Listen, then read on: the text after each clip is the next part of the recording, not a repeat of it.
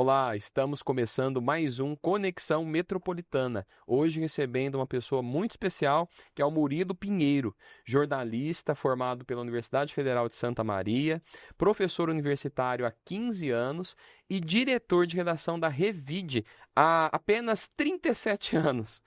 A Revide é uma das mais prestigiadas revistas impressas, com circulação quinzenal na região de Ribeirão Preto e aqui na cidade também, e eu diria que é uma das mais prestigiadas revistas impressas regionais do Brasil.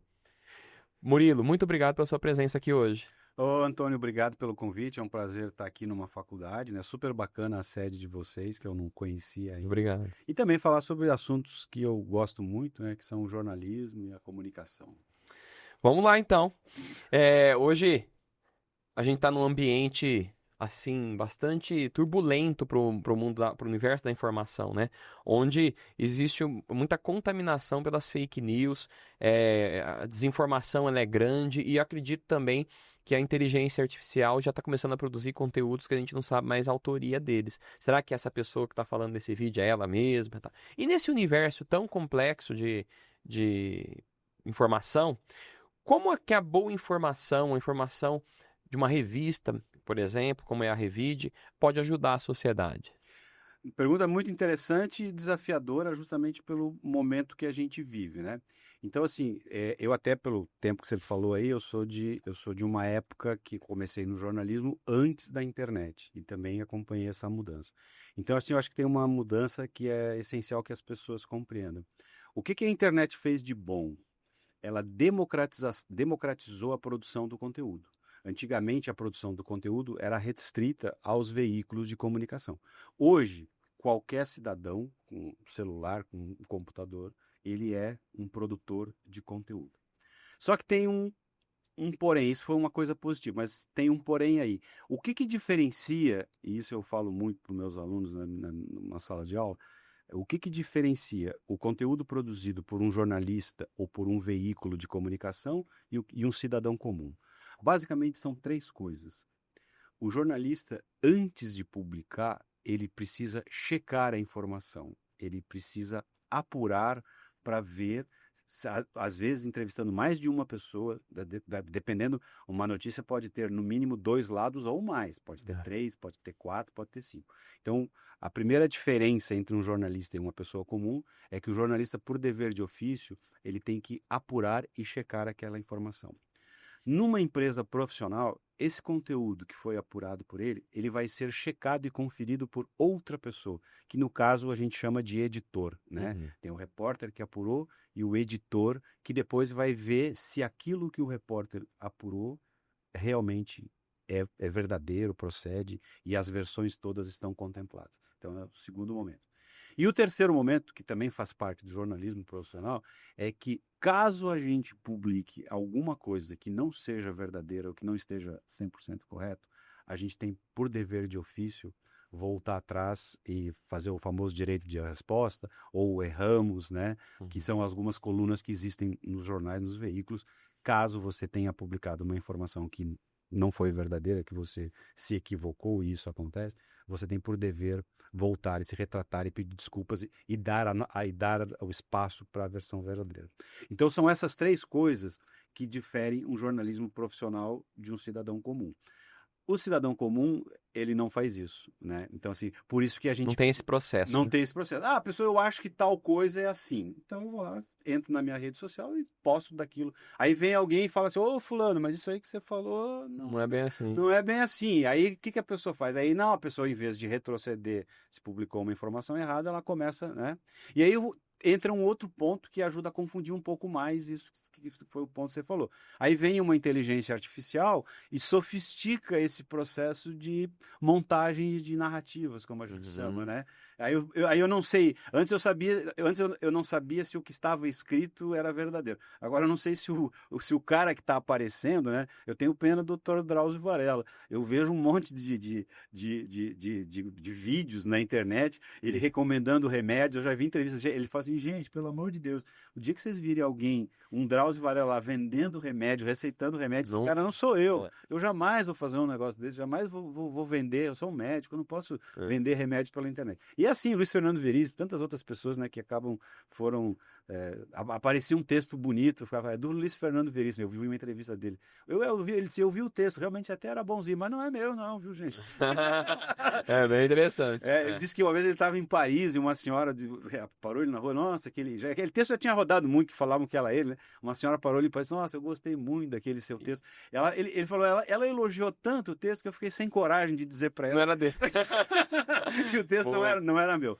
Então, assim, eu acho que isso tá na raiz, né? Então, assim, eu aí tô puxando sardinha pro meu assado, eu continuo defendendo, não que as pessoas não possam publicar, isso é democrático e é legítimo, mas eu continuo defendendo a importância do jornalismo profissional e da comunicação justamente para fazer essa curadoria, né? Da gente poder fazer esse filtro. E olha que vou te contar, a gente, né, fazendo todo esse processo, investigando, checando, apurando, entrevistando as pessoas, ainda assim a gente erra. É verdade. E eu, Murilo, até aproveitar um gancho aqui dessa conversa para falar uma coisa que é uma opinião minha, né? Eu, como professor universitário, sempre, muitos alunos diziam assim, mas a gente precisa... Porque eu falava, chequem as informações em veículos de peso, reconhecidos, com jornalismo profissional. Aí alguns diziam, mas hoje grandes portais querem manipular a favor de seus interesses. E eu sempre falei, gente, hoje com tanta informação disponível, você não é obrigado a escutar uma versão. Vá em vários portais. A hora que você cria o seu próprio... você tem o seu senso crítico para julgar o que é puxar para um lado, puxar para o outro, e que é verdade. Verdade todos são, só que são maneiras diferentes de vê-la. Então eu acho que como há facilidade para acessar a informação de qualidade hoje, deve-se olhar para mais de um canal e conseguir chegar à sua constatação, aquilo que você acredita, né? Essa é uma base do jornalismo, né? Que a verdade, aí vai até num conceito filosófico, né? O que é a verdade? Eu e você podemos ver o mesmo acidente, eu posso achar que o carro estava correndo e eu posso achar que o carro estava devagar. Eu sempre dou esse exemplo. Se você tem uma placa ali que a velocidade é 50 km por hora e eu e você assistimos um acidente ao mesmo tempo, você vai falar assim, esse cara estava correndo a mais de 50. Eu falo, não, até que não, ele estava com 40 e pouco. Então, assim, a verdade é algo relativo. Por isso que o jornalismo se baseia nas versões. E essa acusação que as pessoas fazem para a mídia, né, é o seguinte, a Folha de São Paulo, vamos pegar a Folha de São Paulo, ela tem no mínimo umas 300 pessoas envolvidas na produção de notícias lá. Você acha que é possível você chamar 300 pessoas e dizer, gente, a partir de agora nós vamos contar uma mentira aqui, nós vamos manipular, nós vamos, né, tender uma história, né? Você teria que combinar com 300 pessoas, e aí você tem que ir para o outro veículo que tem mais 500, fazer esse pacto. Então, às vezes as pessoas dizem, aí sua mídia não divulga, né? Como se fosse possível, né? Eu, por exemplo, eu tenho 10 jornalistas que trabalham comigo, eu não tenho nem como controlar o trabalho deles, né? Eles sentam e fazem as matérias. É claro que alguma coisa eu vou ver, eu vou supervisionar, mas assim, são pessoas que pensam diferente, né? É verdade. Então, assim, se você for lá em qualquer redação grande de um veículo, você vai ter pessoas das mais diversas opiniões sobre temas, né? E não tem como o veículo, né? É claro que a mídia, os veículos seguem esses critérios profissionais. O que é notícia, né? Depende de um critério, embora existam critérios jornalísticos que possam definir a relevância de um fato, é claro que isso também cai na subjetividade. Mas um estudante universitário, um profissional já graduado ou até pós-graduado, ele precisa ler. A leitura é importante, né? Então ele tem que procurar diferentes canais, se informar bem e criar suas convicções, né? Eu acho que isso que é o caminho e evita dizer, estamos sendo manipulados por alguém, né? Não é possível mais isso. Exatamente. Eu acho que isso, assim, eu acho que a internet, essa é uma vantagem que ela trouxe, ela criou, né, um número infindável de fontes. Se você, assim, tem os grupos jornalistas, tem os órgãos de checagem, né? Sim. Às vezes é fácil, você, aparece uma notícia lá, você digita no próprio Google, ele já te mostra, ele fala assim, isso aqui não é verdadeiro, esse vídeo é antigo. Checagem, né? É um vídeo antigo que foi reciclado, né? Então, assim, hoje, essa democracia, ela é boa, né, no sentido de que há muitos veículos de informação, há vários portais de notícias confiáveis, em que você tem que fazer exatamente isso que você falou, né? Entra a parte da leitura, que acho que é uma coisa importante nesse nosso tema aqui, nossa conversa. Entra a parte da leitura e a possibilidade que as pessoas têm de checarem as informações antes de passar. Eu acho que esse é um ponto, né, de muita responsabilidade. Às vezes chegam para a gente coisas graves, né, denúncias pesadas, vídeos, né, agressivos e tudo mais. E aí a gente tem que né, estabelecer, opa, antes nem que eu vá compartilhar com um parente, com uma pessoa próxima, eu preciso minimamente me informar se eu vou ser o reprodutor desse conteúdo, vou reproduzi-lo nas minhas redes, eu preciso minimamente saber se isso é verdadeiro. Eu recebo muita notícia falsa todo dia dos meus amigos. Às vezes eu ligo para eles, ó, dá uma olhada aí, porque esse vídeo aí, ó, é antigo. Fica com uma missão, né, como jornalista, às vezes, de fazer esses toques. Então, a gente já tratou aqui de um tema que eu ia te perguntar, né, como que você vê a importância da leitura para as pessoas? Bom, nós estamos num canal de mídia de uma faculdade, né? E aí, assim, acho que essa é um desafio, né, para todos nós, de procurar todos os profissionais, independente da área, de que estão buscando uma boa formação, e isso vale para todos os cursos, né? Que é a importância da leitura. E num mundo os aparelhos celulares, o digital, está roubando, né? Não tem outra palavra, está roubando o nosso tempo, né? O nosso tempo. E aí, o que acaba sendo sacrificado nesse processo? O tempo reservado à leitura. E quando eu falo de leitura, eu não estou falando dos vídeos ou dos conteúdos que o algoritmo joga no teu feed, porque aí os critérios são outros, né, do que é. Então, assim, eu estou falando do advogado, do professor, do jornalista, do médico, de qualquer profissional, de buscar essa boa informação, essa informação de qualificado. E onde está essa boa informação? Ela está nos livros, né, basicamente. Também acho que está nas revistas e nos jornais, mas aí estou puxando de novo brasa para o meu assado, mas ela tá nos livros, né? Então, assim, aí vem aquela história, a média de livros, né, lida pelo brasileiro, né? Que apesar de a gente ter melhoras aí, continua uma média baixa. Então, vamos falar para o estudante universitário. Quantos livros um estudante universitário precisa ler para se fazer? 2 livros por mês, vamos fazer 2 livros por mês, vai dar 24 num ano, vezes 4 dá 96, 100 livros, né? Então, um estudante aí que minimamente precisa ler algo da sua profissão e também complementar com uma visão mais geral da realidade, o cara aí teria um desafio de ler aí, né, uns 100 livros durante Que é uma coisa rara, muito rara. Hoje se tornou a exceção, né? Pois é, então assim, é claro que a gente tem, né, tem gente que consegue fazer. Os antigos faziam isso, né?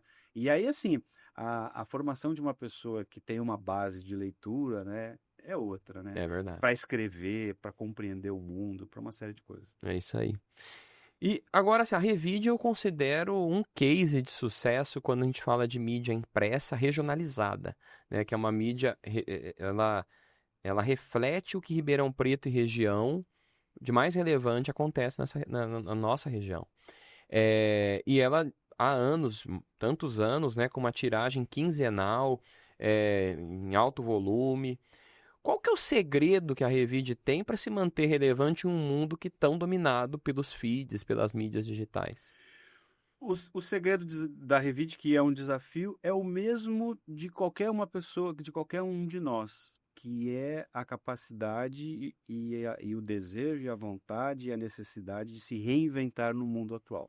Todos nós precisamos nos reinventar, né? A pandemia, por exemplo, que instituiu o trabalho home office, que era uma coisa que não tinha, né? É uma reinvenção da forma, né, como a gente... Os próprios cuidados com a saúde passaram a ser outros depois da pandemia. Verdade. Então, assim, as empresas, as pessoas individualmente, todas elas têm a necessidade de se reinventar, acompanhar as modificações do mundo. E isso é uma coisa que a gente colocou no nosso DNA. Se eu posso te dar um exemplo concreto, a gente pretende, nós somos uma revista local, regional, modestamente guardadas as devidas proporções, uma revista de assuntos gerais. Nós, assim, nos espelhamos muito na Veja, né, na nossa carreira, na nossa história, de ser uma revista diversificada, de opiniões e que trata de todos os assuntos. Então, assim, como assim que as coisas mudaram? Por exemplo, e que a gente acompanha nos nossos conteúdos. Gastronomia, por exemplo. Antes dos anos 2000, a gastronomia era uma coisa de elite. Só pessoas muito, muito ricas tinham acesso a comidas diferenciadas. Hoje não, você tem restaurante chinês, japonês, A globalização. qualquer comida está acessível, até num delivery, né? Está acessível para então, a gastronomia, então é uma área que a gente incorporou. Cuidados com a saúde, por exemplo, né? Há 20 anos atrás, 20 anos, né? As pessoas, a saúde era um negócio que não era muito. Hoje não, você anda na rua, você vê todo mundo correndo, todo mundo praticando, você vai nos parques, estão cheios. Então, o que a Revide fez? Ao longo dos seus 40 anos, foi incorporando essas temáticas, né? Na sua pauta, como a gente chama, nos assuntos a serem abordados. Buscando o quê? Buscando cada vez mais se conectar, né, com o leitor, que também está mudando por sua vez. Né? Então, assim, nós começamos numa era que nós não tínhamos a concorrência do digital. Hoje nós temos uma concorrência digital. E aí, Antônio, qual é que eu acho que vale para nós, para vocês, para todo mundo, né? Hoje existe uma disputa desenfreada pela atenção das pessoas, né? O que a gente quer como veículo de comunicação, como produtor de conteúdo? A gente quer que as pessoas parem e leiam o que a gente produz, né? Todo mundo quer chamar atenção, a empresa quer chamar atenção. E aí o problema é que houve uma saturação, né? Nós estamos com muita informação. Sobrecarga, né? Sobrecarga, até uma coisa que os especialistas aí dizem que a gente vai chegar numa exaustão, né? Na verdade, a capacidade de fixação do aquilo que a gente lê já está muito baixo, né? Já está muito baixo porque a gente está vendo coisas o tempo todo, isso nos dá um certo cansaço, as mensagens são mais instantâneas e mais superficiais e a gente perde a profundidade. E aí eu acho que aí a Revide entra, no sentido de propor uma leitura qualificada, segmentada, mais profunda, que exige uma absorção. Assim. Esse é o nosso desafio. Se você me perguntar, mas o que é? A Revide, ela é uma revista que, mesmo sendo impressa num mundo digital, ela busca falar com esse leitor de uma maneira mais profunda, mais consolidada, do que simplesmente você ficar com o dedão correndo ali, passando, vendo um monte de coisa. Sim, é isso aí. E como que a Revide tem feito para associar seus objetivos empresariais aos objetivos comunitários? Temos um outro bom exemplo, né, que as pessoas que são mais daqui, assim, que também a gente está falando aqui de Ribeirão, mas que é uma realidade local.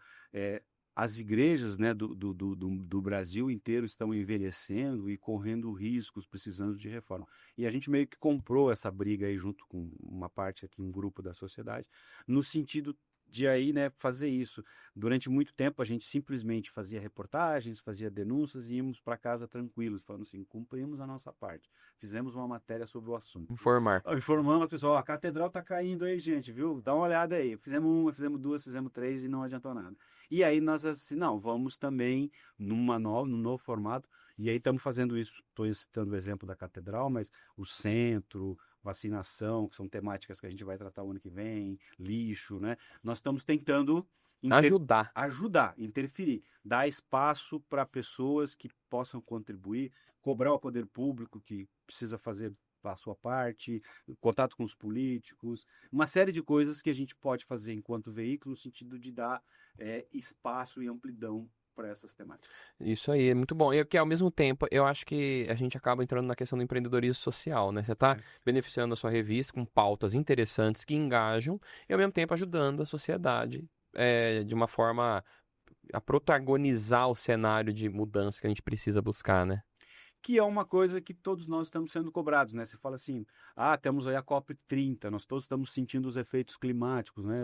Eu cheguei a Ribeirão nesses 40 anos, eu sou um testemunho, Ribeirão era quente, mas não era tão quente como é agora.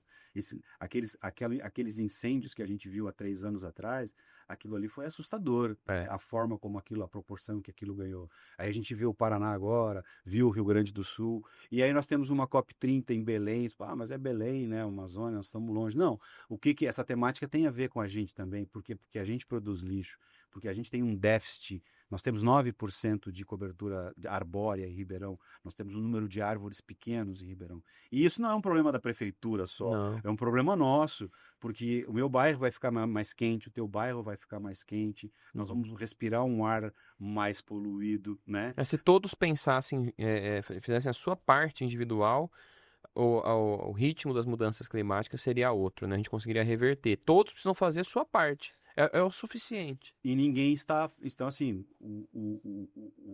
o tornado lá passou no Paraná, mas quem garante que ele não poderia Exatamente. ter passado por as nossas bandas aqui? É né? verdade. E aí? Por que aquela cidade. Do Rio Bonito do Iguaçu. A cidade ninguém tinha nunca ouvido falar. É, uma fatalidade, um azar que foi para essa cidade. Mas poderia ser uma outra cidade. São seres humanos que estão envolvidos, a gente tem que se sensibilizar. Poderia ser uma cidade maior. O estrago poderia ser maior. Poderia ser numa cidade de 300 mil, 400 mil habitantes, e aí nós teríamos... Então, assim, essa é uma problemática que coloca a questão do clima, todos nós como protagonistas, né? Exatamente. Eu estava andando na rua, vi um cara abrir a janela do carro e jogar a garrafa para fora. E vocês na revista estão com um projeto para o ano que vem nessa linha, né? Estamos num projeto. Nós vamos estabelecemos 4 temáticas centrais para a gente centrar fogo, como a gente diz, que é o lixo, a vacinação, a pauta ESG e a questão do centro da cidade.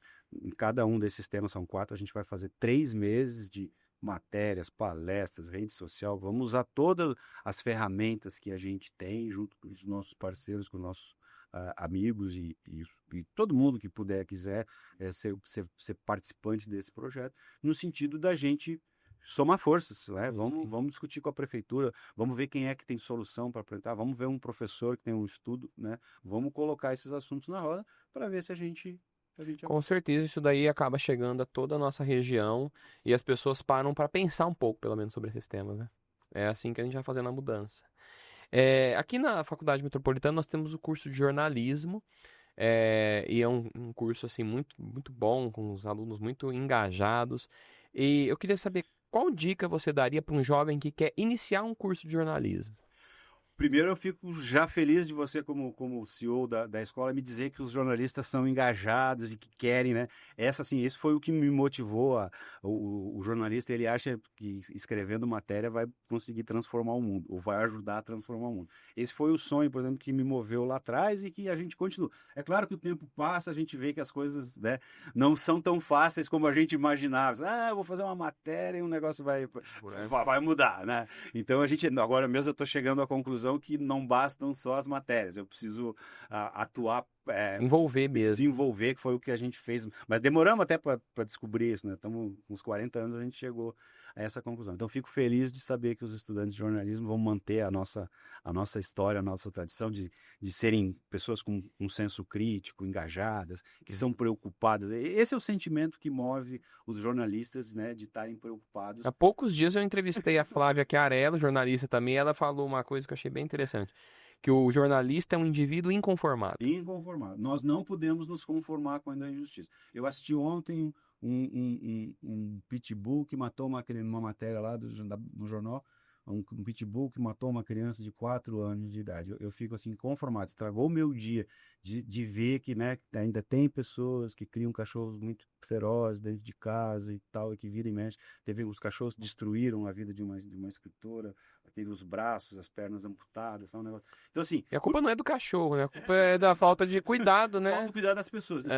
Então, assim, o jornalista, ele é um inconformado por natureza, né? Ele é um inconformado... E, assim, enquanto tiver mundo, a gente sabe que, né, os problemas não vão resolver. Então, essa é a primeira coisa legal que eu acho. E a segunda, volto no que a gente falou.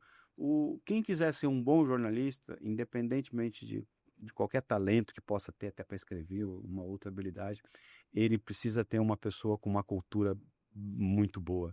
E a forma de conseguir cultura é de ser um bom leitor, né? Uma pessoa que escreve, na verdade, ela antes de ser uma boa escritora, ela precisa ser uma boa leitora. Só escreve bem, só pensa bem, só produz bons conteúdos quem tem uma boa formação cultural sólida, né? Por isso que eu falo dos livros, eu falo isso com os meus alunos também, vamos lá, quantos livros, né? Quantos você consegue ler? Quantos você mas que tipo de leitura você está lendo? Assim, tem coisas que só distraem, que são uma leitura de entretenimento. Tudo bem, leitura, todas são válidas, mas pensa naquilo que vai te dar uma boa formação, economia, política. E a inteligência artificial, ela está impactando o trabalho do jornalista? Como que ela vem? Não digo no sentido de fake news, que a gente já falou sobre isso, mas digo como ferramenta, ela tem mudado a rotina do jornalista? Como é que está sendo isso? Não tem nenhuma área, eu acho, né, que escape, né, do trabalho. E aí tem algo assim que parece fantástico, mas que é assim problemático, no sentido de que uma pessoa que já tem uma experiência e um conhecimento, ela pega as informações pela inteligência artificial e ela volta a fazer aquela curadoria. Ela olha aquelas informações e diz, opa, isso eu posso usar, isso é meio temerário. Então, assim, qual que é o problema? Eu deixo um recado para os estudantes novos, assim, quando você, no teu processo de formação e de aprendizado, você já se torna um dependente da inteligência artificial, você está atrofiando um processo seu de formação, de aprender. A gente aprende a escrever como? Assim, ó, escrevendo, né? Corrigindo, né? Errando, acertando, melhorando um texto. É assim que a gente aprende a escrever, por exemplo. Quando alguém vai dizer, não, eu pego aqui, né? Dou uns inputs, como a gente chama, e me dá o texto pronto, o meu cérebro não trabalhou, não desenvolveu nada. Ele só fez O esforço cognitivo foi muito pequeno, né? fez o copia e cola. Aí, assim, e aí essa pessoa, o dia que ela se deparar com a necessidade dela produzir alguma coisa e ela não poder recorrer à muleta da inteligência artificial, como é que ela fica? Uhum. Ao mesmo tempo que pode ser bom, se bem utilizado, ela pode, na verdade, limitar as pessoas no médio Limitar. prazo, né? E as universidades, eu percebo, né, estão preocupadas com isso. Né? Estamos todos. A universidade está discutindo isso, tem que discutir, porque assim, é a mesma história que vale para tudo. Né? As pessoas precisam saber utilizar as ferramentas. Elas em si não são más, não são prejudiciais. Mas assim, se você deixar uma criança ir utilizando a inteligência artificial desde o começo, o que ela vai? Ela não vai conseguir desenvolver, né? É isso aí. Eu, como profissional de tecnologia e também atuante no ensino superior, eu acredito que a gente deva, a obrigação da universidade, das faculdades, dos centros universitários, ensinar como utilizar a inteligência artificial de forma saudável e produtiva, mas ao mesmo tempo conscientizando a necessidade de você ter a capacidade de escrita e de senso crítico. Porque o que ela produz, a inteligência artificial, e sempre será assim, é passível de erro e também é algo que você tem que ter a liberdade de conseguir. Porque tem alguns assuntos que são muito peculiares e você precisa ter por exemplo, um texto de opinião. Como é que você vai pedir para a IA escrever sua opinião? Né? É o filtro. É o filtro. Então, eu acho que a gente tem que debater isso. Todos os profissionais que eu venho recebendo aqui, eu pergunto, eu faço essa questão. E como é que a IA a IA generativa, né, o ChatGPT, por exemplo, está influenciando a sua profissão? Não teve um que até agora disse, aqui não tem influência. Não. Todos são influenciados, né? Mas ao mesmo tempo ninguém está confortável, todo mundo vê um ponto de atenção, porque eu trago gente aqui muito experiente, um ponto de atenção. Vamos usar com moderação, com sabedoria, né? E ainda tem a questão ética, né, que envolve também a questão ética. de você pegar conteúdos que não são seus e utilizar isso, né? É isso aí. E, bom, para a gente caminhar agora para o encerramento, aquele que já é aluno, que está ali no segundo, terceiro ano de graduação, qual que é a sua dica para ele se desenvolver na carreira? Como é que você iniciaria uma carreira hoje, se fosse começar novamente? Bom, né, eu já falei, minha primeira recomendação é a questão da leitura, né, que é uma base para formar.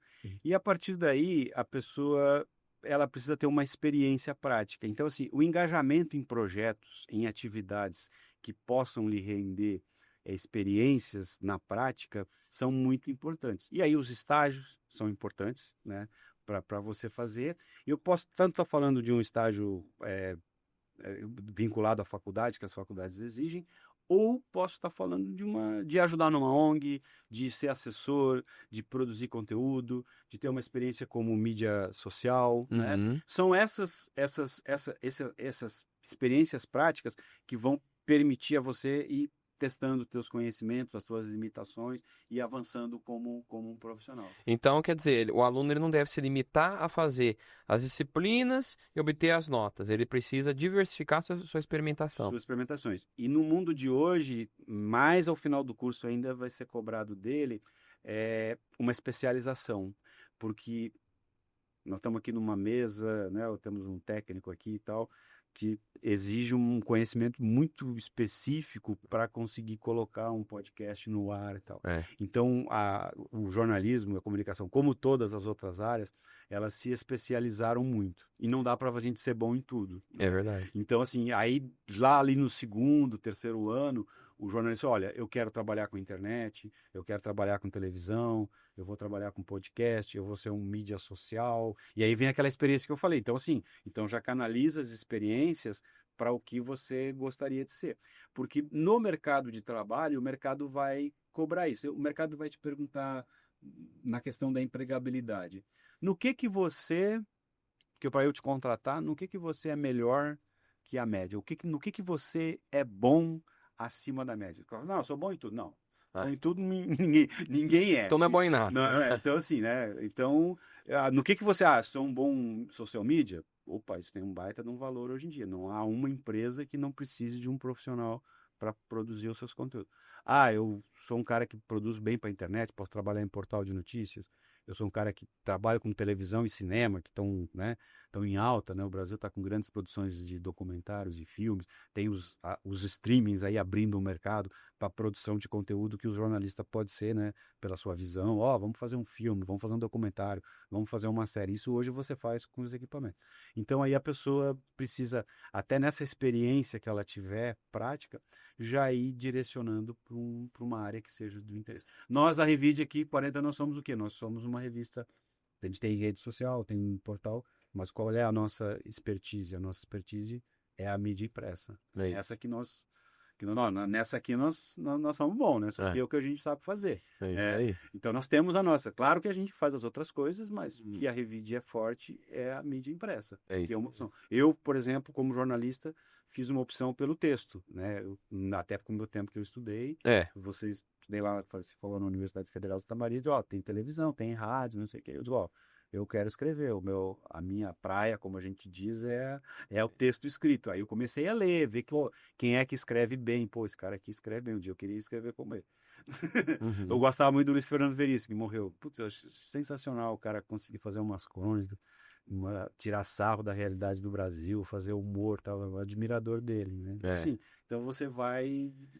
Já é desde o primeiro dia na faculdade buscar aquilo que você está pretendendo ter esse olhar, né? Que você gosta, né? Você fala assim, dentro do jornalismo e da comunicação, hoje existe um universo grande que, por conta das tecnologias que possibilitaram divisões, né? Antes você fala assim, o cara vai trabalhar rádio, televisão, jornal, acabou, né? Hoje não, hoje o cara tem eu falei algumas aqui, mas tem possibilidades imensas de você trabalhar, e aí você precisa ser bom naquela área, você precisa ter uma expertise. E a gente aqui na Metropolitana tem feito uma ação para tentar despertar os estudantes para aquilo que pode existir de bom, que são as visitas técnicas. Então a gente propicia, a gente proporciona várias visitas técnicas.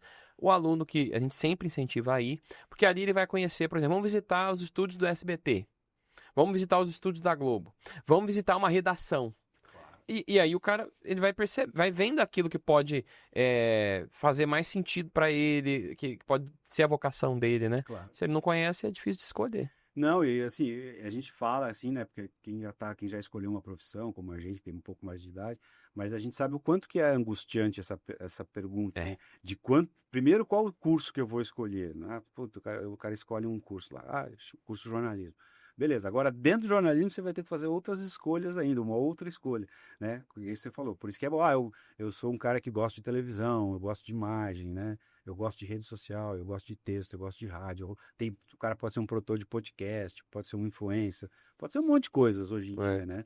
Então essas perguntas a gente sabe que são angustiantes e toda a experiência, a visita técnica que você proporciona, que a faculdade proporciona, é um momento de você dar uma olhada ali mais de perto, conversar com outras pessoas para saber se aquilo é o que vai te fazer feliz, né, Antônio? Porque estamos aqui, tudo isso, assim, a gente fala de trabalho, de emprego, etc., mas as pessoas estão no mundo para ser felizes. Isso. E assim, quem não é feliz com a sua profissão, né, não se realiza. tá no mato sem cachorro, como a gente diz, né? Porque, né, tá certo que o dinheiro é importante, todo mundo precisa ter uma sustentação, uma renda, né, para poder ter uma vida digna, mas, assim, eu sou da opinião que dinheiro realmente não traz felicidade. Não. Eu sou da opinião de que, e claro que não é só a profissão que te deixa feliz, a família, o casamento, uma série de coisas podem te ajudar nisso. Mas a profissão, obviamente, né, ela É um pilar importante. é um pilar importante para fazer um ser humano realizado. Isso aí, Murilo. Muito obrigado aqui pelo papo de hoje. Foi um prazer recebê-lo aqui com a gente. Prazer é meu e se quiser que a gente volte outro dia, a gente volta aí. E vamos conversar mais um pouco. Então, vamos encerrando mais um episódio do Conexão Metropolitana. Obrigado você que esteve acompanhando aqui com a gente e até o próximo episódio.